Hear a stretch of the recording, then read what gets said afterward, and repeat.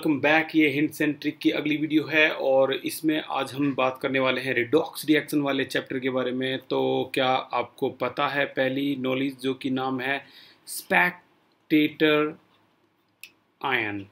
Spectator ion किसे कहते हैं? तो ऐसा आयन जो पूरी केमिकल रिएक्शन में चेंज ना हो, सिर्फ खेल देखता रहे, उसे कहते हैं स्पेक्टेटर आयन।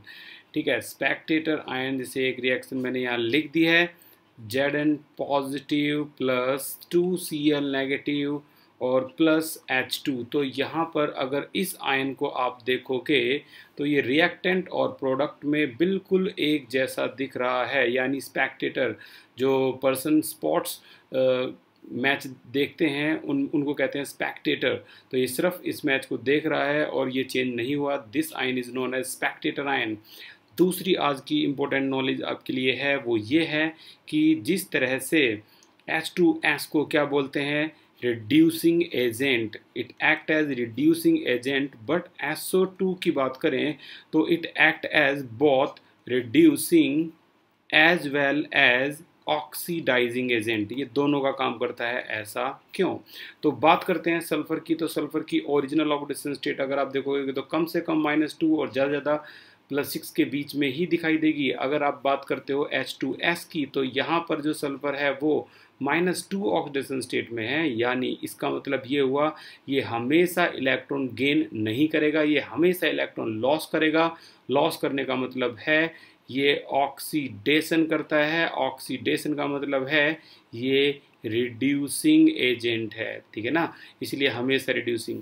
अगर बात करें SO2 की तो यहाँ पर जो सल्फर डाइऑक्साइड है ये अपनी +4 ऑक्सीडेशन स्टेट में है। +4 ऑक्सीडेशन स्टेट इन दोनों के बीच में आती है, यानी ये आपका गेन भी कर सकता है इलेक्ट्रॉन और ये आपका लॉस भी कर सकता है। दोनों काम करने की वजह से इसे हम reducing as well as oxidising agent बोलते हैं। ओके, इसी की तरह से एक क्वेश्चन और भी है जो बहुत खास है। एक नाइट्रिक एसिड जिसे कहते हैं HNO3, एक होता है नाइट्रस एसिड जिसे कहते हैं HNO2। यहाँ अगर आप देखोगे तो यह +5 ऑक्सीडेशन स्टेट में है, यहाँ +3।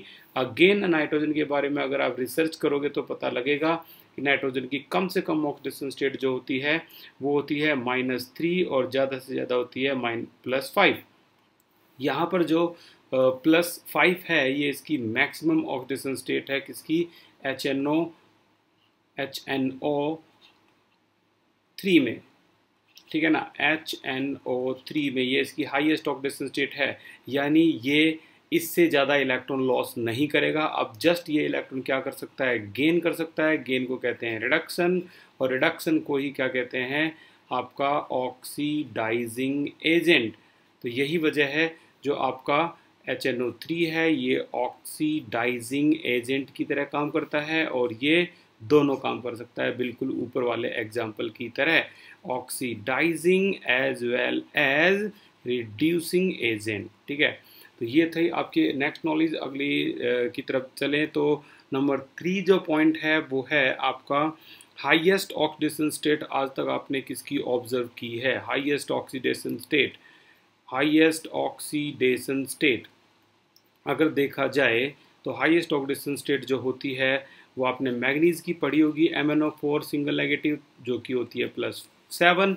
आपको बता दूं मैं इससे भी हाईएस्ट होती है OS, ऑस्मियम O4, यहाँ ये +8 में है। आपको बता दूं मैं इससे भी हाईएस्ट हुई है और इसको ऑब्जर्व भी किया है, ये है इरीडियम। इरीडियम जो है ये आपकी +9 ऑक्सीडेशन स्टेट तक भी दिखाता है। आपको मैं बता दूं इससे भी ज़्यादा एक है जो है प्लेटिनम O4 2 पॉजिटिव, ये यहाँ पर +10 ऑक्सीडेशन। तो हाईएस्ट आपको +10 ऑक्सीडेशन स्टेट तक भी दिख सकती है।